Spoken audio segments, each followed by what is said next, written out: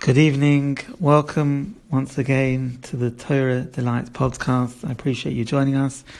I was, for all our American listeners, I was watching the Sedra Parshas in the MetLife Stadium and very inspired by the vort Torah and the amount of Yidden, over 90,000 in MetLife and I think 10,000 in the Barclays Center who braved the elements and the cold conditions for vort Torah. So I felt I've got to do a podcast, even though I wasn't sure I was going to do one tonight. I felt in the chus of that vort Torah, I definitely need to do a podcast. It's Shalom in England, in Manchester. We're going to have our own Sedra Parshas on a much less grander scale in terms of numbers, but I'm sure it'll be an inspiring event nonetheless. If you're in Manchester, I think there's possibly a few tickets left. You're welcome to join us. Tonight is Parshas Vayigash, and I'm going to say some vert from Mekach Toiv, which is a sefer brought together by Moshe Kessler, and I'm going to say one vort brought down by meilich in biederman and parsha. So we start on this week's Sedra. So he says as follows, that we know that Yaakov Avinu came down to Mitzrayim, and Yosef says to him, he finally meets up with him and he says to him, okay, Tata, it's lovely to see you and now I'm going to look after you. And so he says to him, what does he say to him? So you'd think that logic would dictate that Yosef hasn't seen Yaakov for so many years, that he was wanting close by. And he says no. He sends him to. He says you should dwell in Goshen, which was admittedly a nice area with green pastures for the flock. But hey, it's the korov elai. That's the pasuk. Men hey, and you're kosh imrotze sha'ovav he korov elos. The pasuk says he should be close to him. So lo mashoch leGoshen. Why did the divrei sholas? Why did he send him to Goshen? He should have got him a place, built him a place close to Mitzrayim where he was. So the Ramah says as in Yerideh Simon Reish Mem, he says halacha that if a son is greater in Torah, then there could be the chashash of bezoin Torah in misfaza haben kedei lechavet es oviv. If the father if the son has become embarrassed in order to honor his father, it could be that it could be bezoin Torah in misfaza haben kedei lechavet es oviv. Therefore, in such a case where it might come to where the son's a Talmid Chacham, and by honoring his father, it may lead to a bezoin of the son, because he's Talmid Chacham. He says, therefore, it's better that they should part ways, and it shouldn't be one shouldn't be makel on the covered on lenient on the cover of the other, and therefore it's better that they part ways and they don't live so close. It seems, I'm not sure what the story was, but Ram Rottenberg also considered with his father. Kamuva is born in Russian Kedushin. He says over here, Yosef was a king. Therefore, there might have been the chashash that maybe his father wouldn't give him the cover that was due to him. Or Shema Yikoshel, who Yosef would be machshel b'kivud av. Therefore, cover along the mokim b'Goshen kedei she'yirachok and such means had tzira that since there was a chashash, he hadn't seen his father, but there was a chashash of bezoin one way or the other. Yosef said, even so, even I haven't seen my father for so long, it's better. I heard, I can't remember who I heard it from. Another reason why that I heard, again, I need to check it up, that Yosef didn't visit his father often in Goshen. So they said, why not? So he says that Yosef was concerned if he goes to visit his father would ask him, Yosef, how did you get to Mitzrayim? And the whole story with the brothers would come out. And Yosef was prepared to not visit his father in order that this shouldn't come out, in order that the bezoim for the brothers who maybe deserved it, from what we would see, because Lamaisa he became the king of Mitzrayim. But nonetheless, Yosef felt that the bezoin of his brothers was worth more not to happen than him visiting his father. Again, I need to check that up. I believe that to be a vort I once heard, but I haven't found it again, so bear that in mind when saying it over. The next word is on kol we know that Yosef called his father, and he went down to Mitzrayim. They came back, went down, and they called him and said, Yosef is alive. And what happens? Yehuda gets sent first. Yehuda shalach lefonov el Yosef lahoris lefonov. So Rashi says, what is lahoris lefonov? The second law based Talmud to make a yeshiva shmisum tetzera, that the hara ruling the paskin would go out. So this is a vort he brings down to look at it kerem shleima. Tzarich lahanan. He says we need to understand. Lom hutzrich lesakin based Talmud kerem kibotzim. So why did Yaakov feel the need to establish a base Talmud, which I think is a yeshiva, before he came to Mitzrayim? So why didn't he wait to came to Mitzrayim, settle down, then make yeshiva there? Second question is, why did he send Yehuda?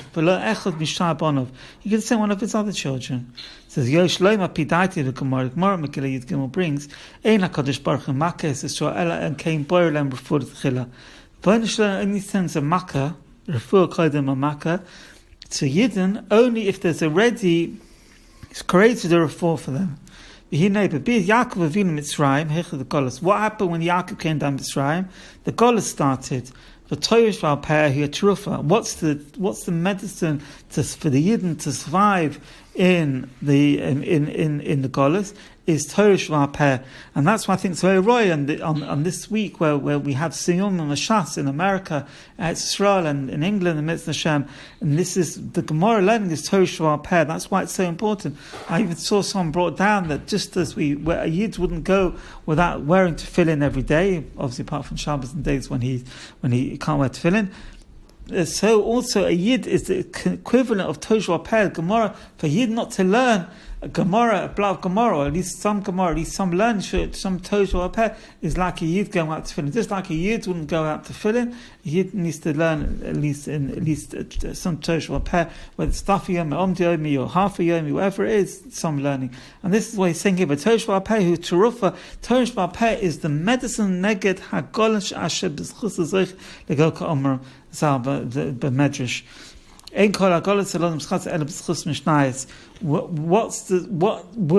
will we get out of the Golas into the Chus the Toshua Per, the Chus the Mishnayos he brings from Vayikra Rabbah. And then he brings another raya why you need to separate why you need to set up a base Talmud. The Hainu B'Shvil Torah Shval Per Kadesh Michonos HaTrufa Kodim by Makash Golas. He needed to set up first in order to prepare the medicine before the Makkah. That's the Lashon. And why did he send Yehuda? There's Yehuda Shalach Lefonov at Yosef, the Horus Lefonov, Tavis the Horus Koyat Toshua Per. It says he sent him Zosiyot Shalach Lefonov Lahoros. That is, what does the pasuk mean Lahoros? That means Toshua Per. Rav Ashi, and he brings the Gemara problem at Siyapeh Vavam Dalav. Rav Ashi Ravina Sofara V'Koi Sham Al Chasimus Talmud. V'Atam Sheshalach Dafkas. Why did he send Dafka Yehuda?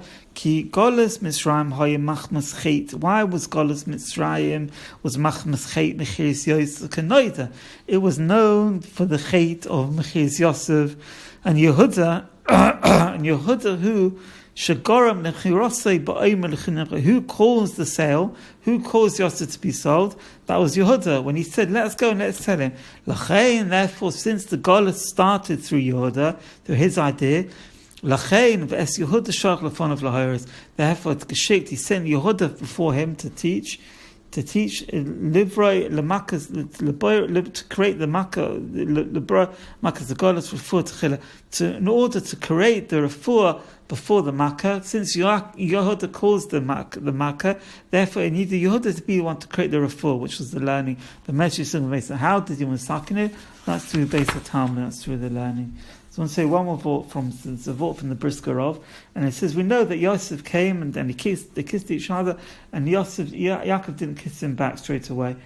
And he says why not? Because he was saying Kriya Shema. So he asked why Yaakov's met Yosef. We haven't seen him for so long.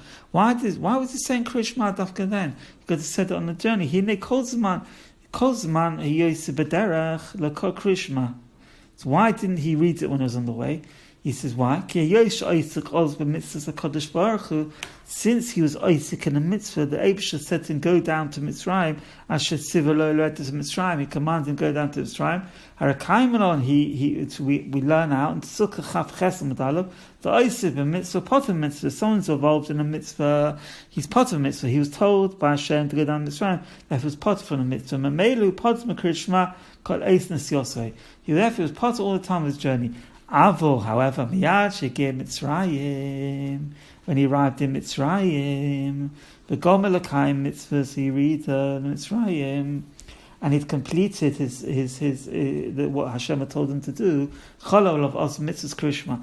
Then the mitzvahs Krishma took place. You could say Krishma. And therefore he wanted to do it straight away. And he puts in brackets, even they could have done it before that. We learn a cloud that great is the person who's commanded, and he does it in Misha Elam Silva. That's a vort from the Brisker. So we see from the Ovos Kedoshim how, even though they hadn't received the Torah, how medactic they were in every kol proti of the Torah. I just want to say the last vort from meilich. Meilich brings down and speaks about parsha and Parshas Vayigash. It says an interesting idea. We know that Mashiach will come. If Mashiach hasn't come before Tuesday, we will have Son Gedalia. We have Asara B'Tevis. And he says something very, very interesting. He says, we're getting closer to Asara B'Tevis. Why do we have Asara B'Tevis? Because that's the beginning of the punishment. That day the enemies began the surrounding Yerushalayim, v'hamikdash asher b'seichel. And that started the whole process of the Churban Beis Hamikdash. So the Chassam Sofer brings down, listen to this, Rabbi, so this is beautiful. He brings in Avudraham, Dorish Mekos Betzimim Azeh. So it says in Yecheskel brings that from the Pasuk Chavdalad on Chavdalad base. It says, it quotes the Pasuk Etzem HaYom Azeh. And he says like this: if there was the possibility for Aseret B'Tevis to fall on Shabbos, I think it can fall on Friday, but if there was a possibility for falling on Shabbos, Nisanim Afilu B'Yom Shabbos Kodesh, we would fast even on Shabbos Kodesh. And it's Zuk the Indian Sorch Bia. We need to understand this. What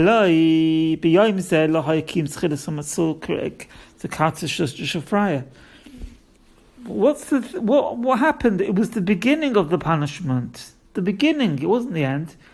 And it took another 2.5 years till the city was destroyed. Why do you therefore push off?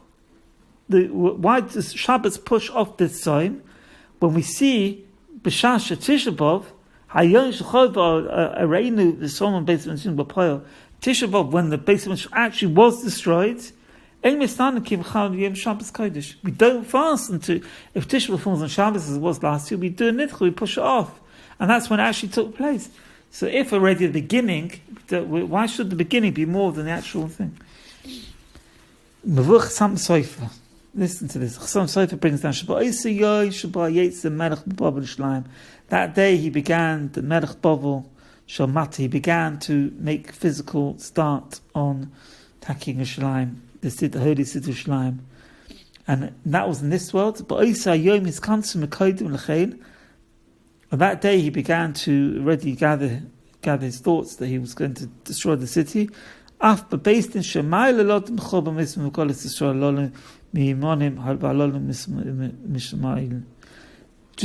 like it took place in this world, in this world, the thought that it was going to be destroyed. So also, it was also mirrored in Shemayim, but based in Shemayla, also passed judgment, also decided, also were done with judging this matter. And that what happened? Nigma din beis mitzvah v'kilim sreifa, and they judged that it would be destroyed. V'zeh chameres yom zeh ki nechshav kamoshe b'yom zeh, since it was decided on this day, it was the beginning, it was decided that it was going to be destroyed. Ki nechshav kamoshe, it's considered like this day actually nechru kavah b'ayis kavah nigma dino. It was like it was already decided since the nigma dino on that day. It was decided that it was like it had actually been done, and therefore that's why it was so severe. That's why we fast. So again, so we need to ask why Shabbos? Why do you fast on Shabbos? Okay, it was decided that was going to happen. It was a scholar, and they decided it was going to happen. But why is it different Tisha B'Av? So we learn any day, any generation which does the base which hasn't been rebuilt, it's like it's been destroyed. It's like the Chorban has been re-destroyed.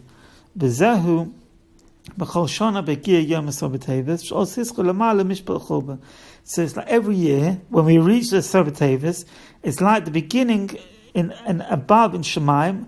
L'mayla mishpat churban sh'oz hischel l'mayla mishpat from the 10th they began to judge the mishpat of the churban. Therefore, kamo came chol over the yoshim based in Shemayla goes in churban, and therefore it's considered like every year yoshvei based in Shemayla based in the Mayla sit the goes in churban shall call shona v'shona. They are goes the churban of every year.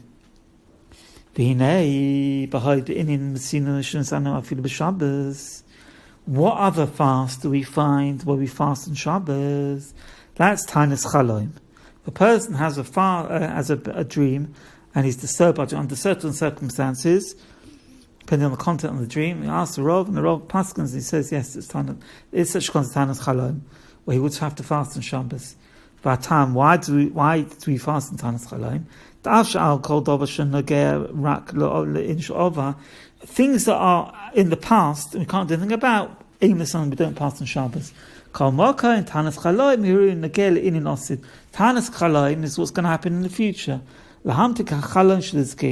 In order to sweeten the fast, that it shouldn't cause us damage. Therefore, a person can fast on that day, even if the day is Shabbos. Because it's an oineg. Shabbos is called einig, it'll be an einig. And if it's a delight for him that he's fasting in order to move after the sorah, that it shouldn't come and then he's allowed to fast. Tisha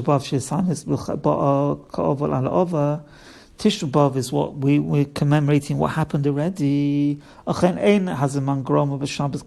Therefore, Shabbos we can't. This has happened already. We don't fast on Shabbos. Asar b'tevis shenageh over la'asid is judging what's going to be in the future. Shahari b'zu hashah, because he says on this hour, just like all those years ago, they sat down and they decided. Shahari b'zu hashah donim b'beis in Shemayla ha'im livnos abayis b'shana zim lav. Since in Shemaim on Asar B'Tevis, they're deciding should we destroy the base of Mikdash, should it be considered like it's been destroyed like in all the other years, or Imlav or not, since it's still being decided what's going to be in the future, just like had they decided all those years ago. Therefore, he's allowed to fast, he should fast. If it could fall, we'd fast even on Shabbos. Therefore, it should be a chizuk for us. This is the time to daven and to use Asar B'Tevis as a time when we can change what's going to get. It's not a foregone conclusion. They decided in the end on that day, but it wasn't in the beginning. They hadn't decided. It wasn't a foregone conclusion. So therefore, we can still use that time and daven. That it shouldn't be the same as in previous years. But and the Shekhinah wants us to return. Hey Rav, min kodem avum deshmai, she is yisken le'amuna to hire l'chol ha'shefa Rav, abba mimen l'korv mamish nizka l'soyim chamish l'soyim nasi, yapchid lona l'sosna l'schim mishnaim. Meilich ends with a bracha, and I give you over this bracha, that schus of Hedek Shabbos Kodesh, the schus of all the learning, schus of Simon Shas, schus of all the chesed, and all the shias, and all the schusim in the world, that this Asor B'Tevis we should use for the right way, and we should overturn any gezeros, and we should be zeicha, she'ibana beis hamikdash, b'meheira b'yameinu, tzeinchem b'seisech, shon na'avot chabiyok, and ha'olam k'shon k'amanis. I wish you a good Shabbos. As always, please pass on to anyone you think might be a benefit. You can email me, Torah Delight podcast@gmail.com. Thank you. Good Shabbos.